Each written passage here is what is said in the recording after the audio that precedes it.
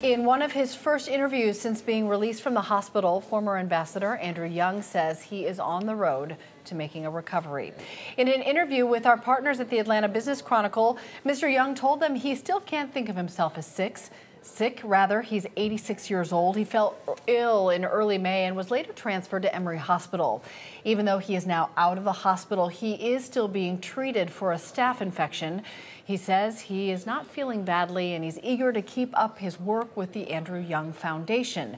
He's hopeful his doctors will allow him to resume a normal schedule sometime next month.